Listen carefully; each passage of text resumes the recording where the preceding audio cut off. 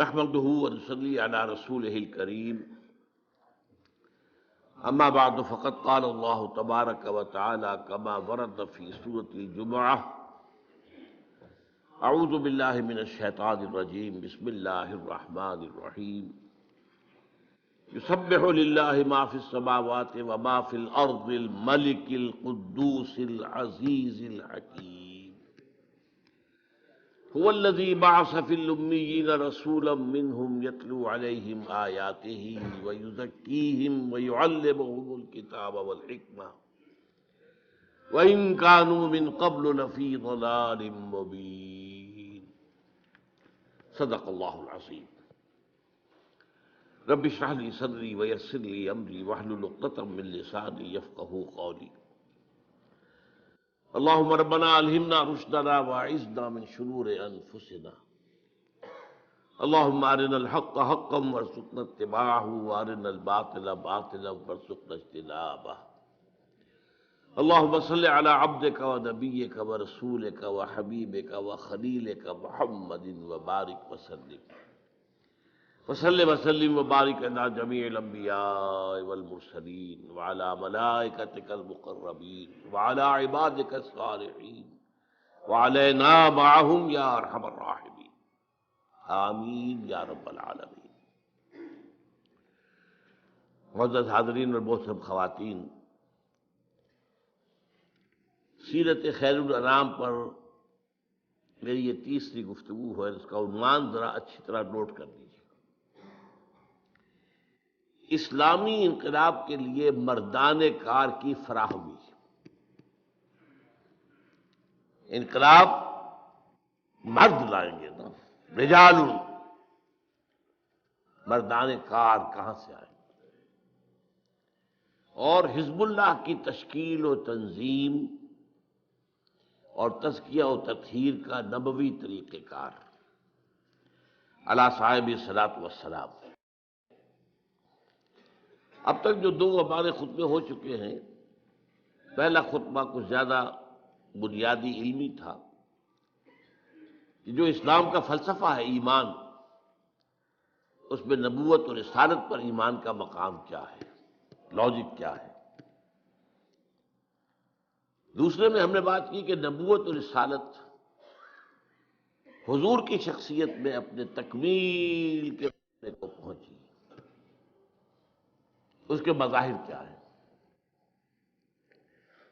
یاد ہوگا ہم نے دو قرار دیے، نبوت کی تکمیل کے مظاہر کیا ہیں؟ ہدایت آپ پر کامل ہو گئی قرآن کی شکل میں، چلی تو ہے آدم سے، فَإِمَّا يَأْتِيَنَّكُم مِّنِّي هُدًى، یہ ہزاروں سال یہ ہدایت جو ہے ارتقائی مراحل طے کر کے اپنے آخری اور تکمیلی درجے کو پہنچی قرآن میں، اور قرآن کی حفاظت کا ذمہ اللہ نے لے لیا۔ انسانی تمدن کہیں غاروں میں جو رہا کرتے تھے انسان، وہاں سے چلتے چلتے چلتے چلتے ایمپائرز تک پہنچا، عظیم سلطنت ہے۔ اس کے اعتبار سے دین حق وہ بھی ارتقا کرتے کرتے کرتے کرتے دین الحق مکمل ہوا محمد رسول اللہ صلی اللہ علیہ وسلم۔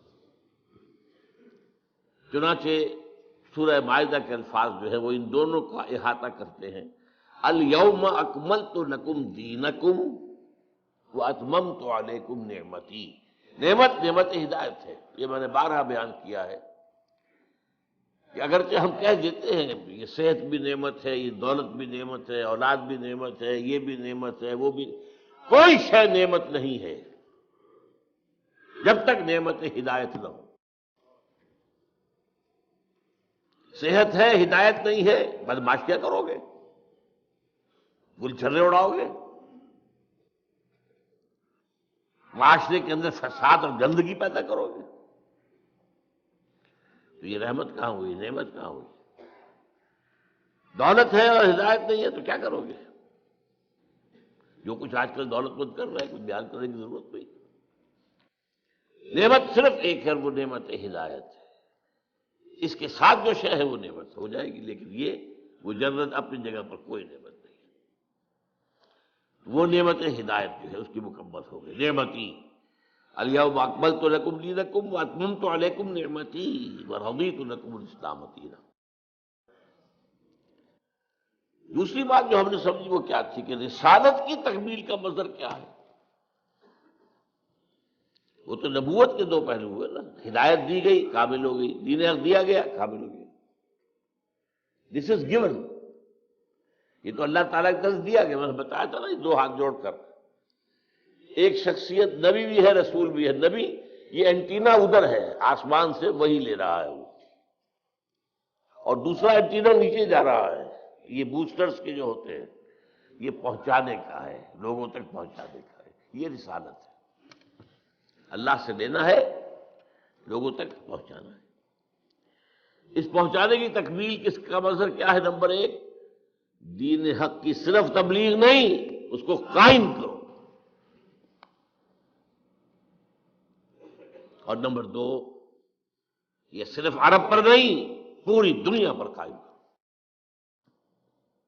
یہ چار مظہر ہیں نبوت و رسالت کی تکمیل کے. اب آج کا جو جملہ ہے سمجھیے اس کا مطلب کیا ہے کہ نبی اکرم صلی اللہ علیہ وسلم کو اللہ نے جو رول اسائن کیا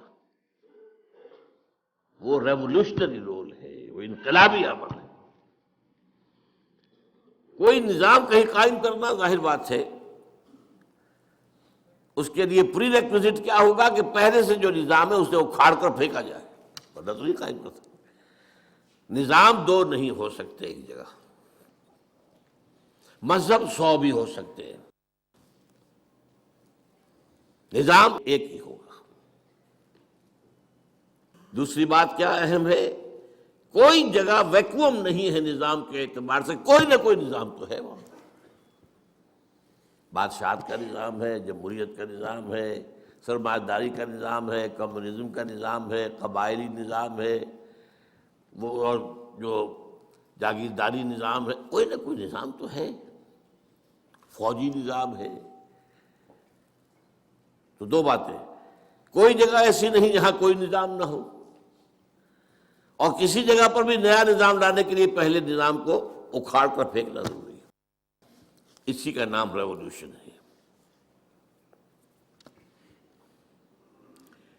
یہی وجہ ہے کہ حضور کے لیے قرآن میں 3 مرتبہ وہ الفاظ ہیں جو ہم پڑھ چکے ہیں، هو الذی ارسل رسولہ بالہدی ودین الحق لیظہرہ علی الدین کلہ. باقی حیثیت میں حضور کی اور باقی انبیاء کی مشترک ہے. سب بشیر بھی ہیں، سب نذیر بھی ہیں، سب داعی اللہ بھی ہیں، سب اپنے اپنے مقام پر سراج منیر بھی ہیں، سب شاہد بھی ہیں. انا ارسلنا الیکم رسولا شاہدا علیکم کما ارسلنا الی فرعون رسولا. یا ایھا النبی انا ارسلناک شاہدا ومبشرا ونذیرا وداعیا الی اللہ باذنہ وسراجا منیرا. یہ حیثیت مشترک، لیکن یہ تنہا منفرد 3 دفعہ حضور کے لیے اور 1 دفعہ بھی کسی اور کے لیے نہیں. وہی ہے اللہ جس نے بھیجا اپنے رسول کو الہدا دے کر، دین حق دے کر، تاکہ غالب کرے اسے پورے کے پورے نظام پر. اب میں آپ کو بتا چکا ہوں اس آیت کو شاہ ولی اللہ دہلوی نے کہا ہے یہ پورے قرآن کا عمود ہے. قرآن سمجھ میں نہیں آئے گا جب تک یہ آیت نہیں سمجھو گے. اور میری کوئی حیثیت نہیں، لیکن میں ایک بات عرض کر رہا ہوں، سیرت ہرگز سمجھ میں نہیں آئے گی جب تک کہ یہ آیت نہیں سمجھے گی. گویا کہ شاہ ولی اللہ کے